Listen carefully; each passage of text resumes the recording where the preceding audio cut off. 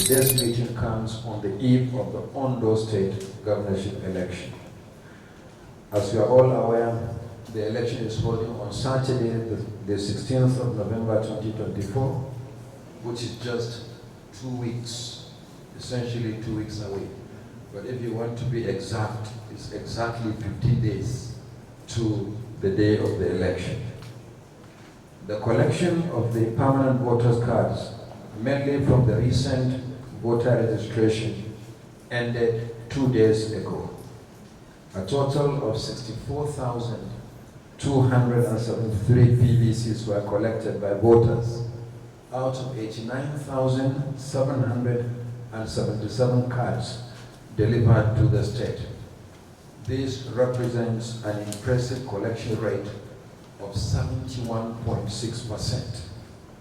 I want to appreciate the civil society organizations that helped to mobilize registered voters to collect their cards. In the next few days, the Commission will upload to our website the cumulative figure of all PVCs collected in each of the 3,933 polling units across the state for the purpose of result management as provided by law and for public information.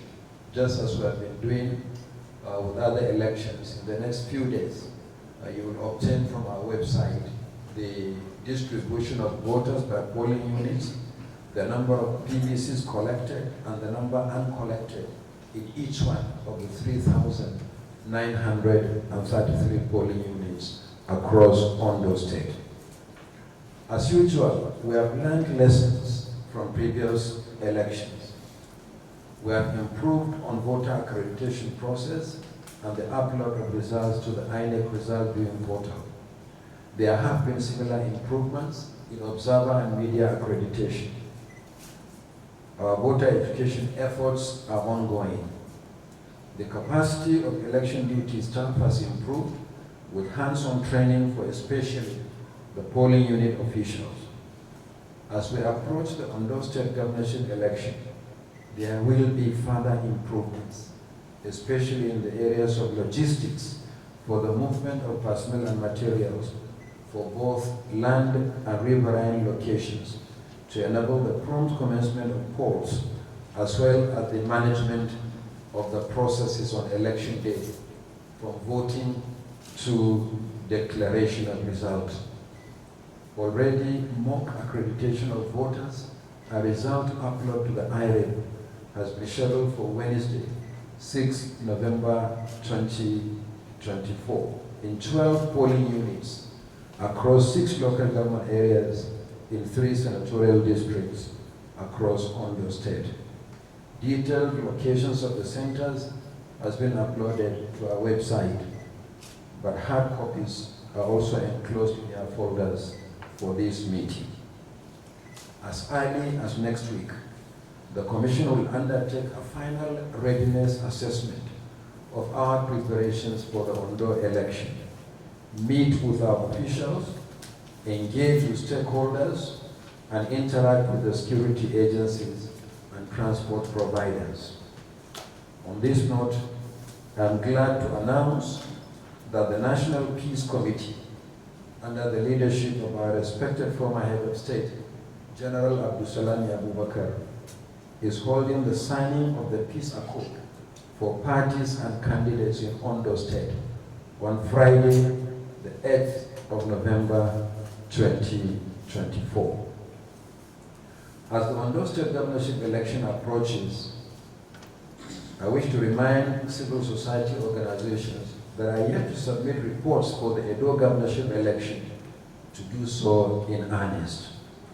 I also encourage you to intensify your advocacy for peaceful elections, especially now that campaign by political parties and candidates is in full swing in the state.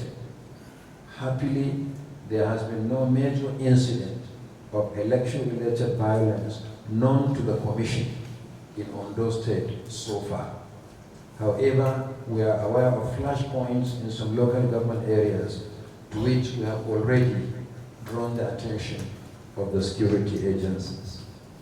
At the same time, I wish to remind you of your obligations as observers by complying with the Commission's rules of engagement for accredited election observers. I wish to reiterate that the Commission reserves the right to withdraw the accreditation of any individual observer or group that violates the Code of Conduct for Election Observation. A concise summary of the code is contained in the 22-page document entitled Briefing for Observers, which you can download from our website. I listened with rapt attention to your speech, and I can testify that, yes, in some aspects of electoral administration, INEC has improved, going by what we saw on ground in Ondo State.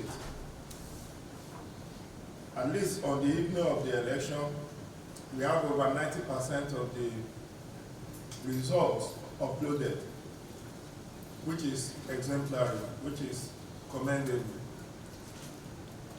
We also saw that election in Ondo was peaceful and without any fatality.